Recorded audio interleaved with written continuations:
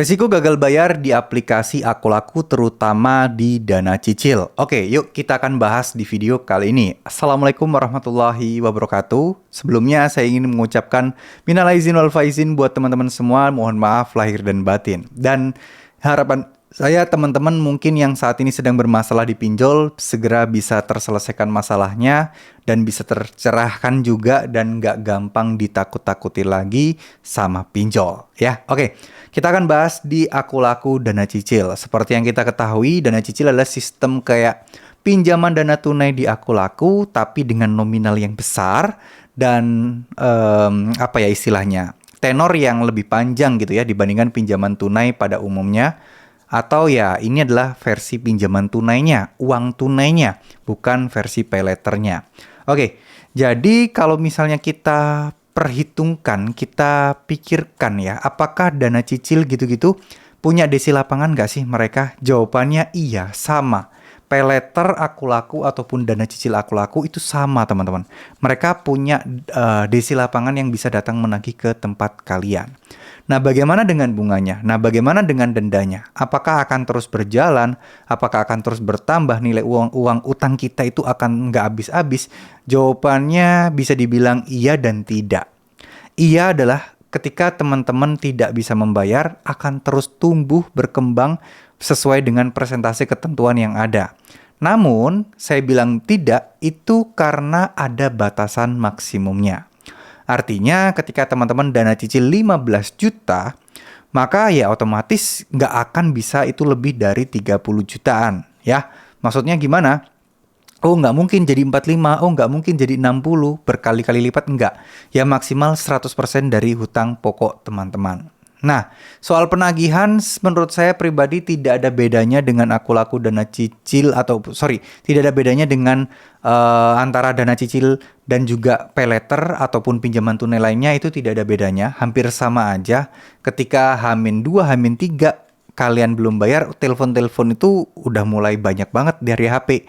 Dan keselnya lagi itu robot ya, yang telepon itu kayak nadanya pun kaku dan lain sebagainya. Kayaknya itu kayak sistem AI gitu ya, yang proses penagihan kalau kita bisa menyebutkan kapan bayar, kira-kira tanggalnya berapa dan pakai apa bayarnya, dia baru berhenti. Tapi kalau kita cuman bilang, "Oke, saya bayar, matiin." Nah, nanti dia akan telepon lagi tuh, robotnya akan terus ngejar-ngejar teman-teman.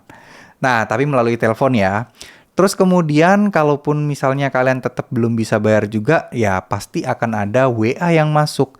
Telepon dari DC yang mengaku-ngaku dari DC Aku Laku, itu pun pasti ada. Dan kalau misalnya di daerah yang memang cukup kota besar dan DC lapangannya cukup banyak, biasanya telat 1 bulan itu sudah ada DC yang datang. Kalau dulu kan 3 bulan ya. Di tahun 2023 dan 2024 ini 1 bulan aja udah mulai datang teman-teman ya. Jadi intinya adalah apakah ada DC lapangannya? Jawabannya ada.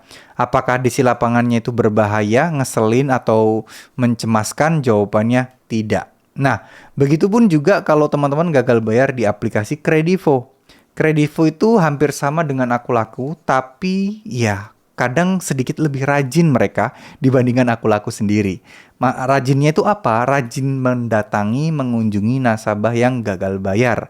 Ya, kalau biasanya Aku Laku 1 bulan, Kredivo kadang pernah kok 2 minggu udah datang ke rumah nasabah untuk menagih hutang-hutangnya. Nah, cuman ya meskipun dua-duanya ini cukup gencar menagih, kita tidak perlu takut, kita juga tidak perlu cemas. Karena insya Allah ini semuanya akan baik-baik saja, insya Allah ini bukan sesuatu yang besar, insya Allah ini juga pasti ada solusi dan ada jalannya.